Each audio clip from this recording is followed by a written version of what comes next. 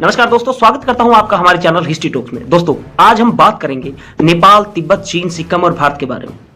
तिब्बत यानी त्रिविष्टिक प्रदेश जो इंद्र के बेटे जयंत का राज्य था, समय के फेर में वहां पांडवों के वंशजों ने भी राज किया।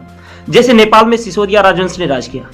ये पहली ही लाइन में नेपाल याद आ गया है, और आए भी क्यों ना, आजकल नेपाल को पर लगे हुए हैं। तो चलिए दोस्तों, आज सबसे पहले हम चर्चा करेंगे नेपाल के बारे में। नेपाल में मेवाड़ राजवंश के राजाओं का भी शासन रहा है और वहां के गोरखाओं का भी। नेपाल के राजवंशों ने अलग अलग समय पर अपने क्षेत्रों को घटाया बढ़ाया है।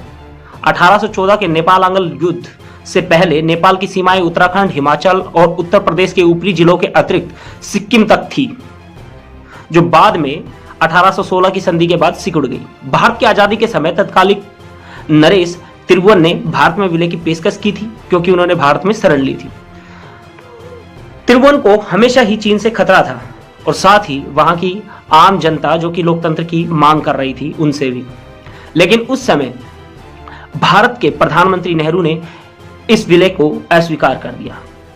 हमारा पड़ोसी नेपाल अब लिपुलेख के मार्ग के बाद एकदम नाराज है, क्योंकि वहां अब कम्युनिस्ट सरकार है जो माओवादी है।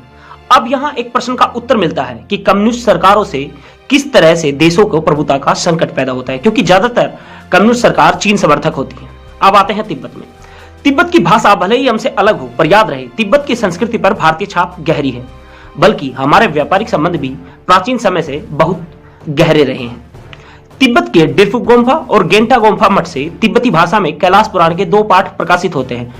कड़रिकरचक, इसमें कैलाश के अधिष्ठात्र देवता देमछोक है, यानी शंकर भगवान। तिब्बत सिल्क रोड कब्जाने का सबसे आसान जरिया था और चीन के लोगों की शुरू से उस पर नजर थी। लेकिन चीन के कम्युनिस्ट लोगों का संग्रीला यानी कि गुप्त रहस्यमय घाटी, जिसकी खोज में हजारों लोग 1875 से ही लगे हुए थे, में भी पूरा विश्वास था। इसलिए उसने तिब्बत पर कार्यवाही की।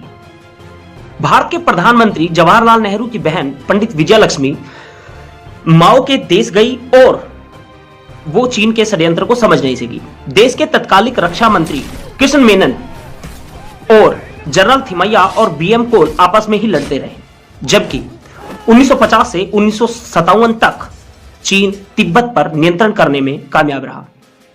बल्कि चीन में भारतीय राजदूत को तो खबर भी रेडियो के माध्यम से मिलती थी।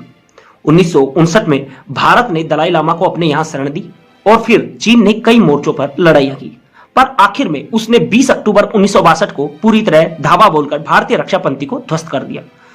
उस समय भी भारत के जवानों ने चीन को बेहतरीन सबक सिखाया। बस कमजोर हथियार और शीर्ष नेतृत्व का चीन को लेकर ढुलमुल रवैया इसको हराने में बड़े कारण सिद्ध हुए। चीन शिमला तक जा पहुंचा।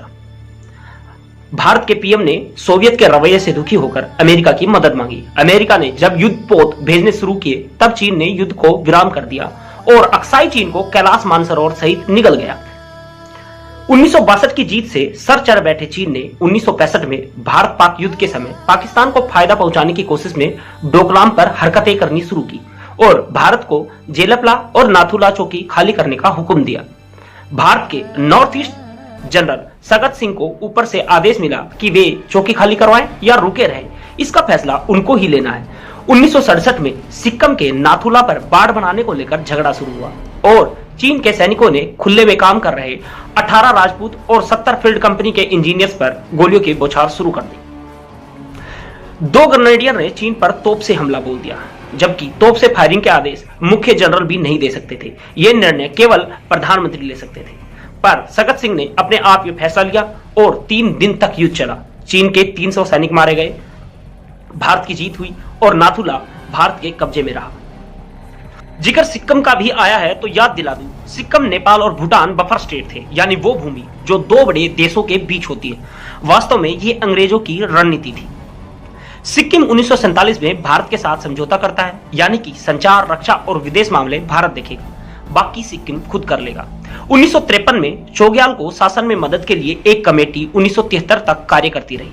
1963 में थोंडुप नामग्याल अपने पिता चौग्याल के बाद राजा बना और 1973 के सिक्किम जन आंदोलन के बाद उसने सिक्किम को 1975 में भारत में पूर्ण विलय करा दिया।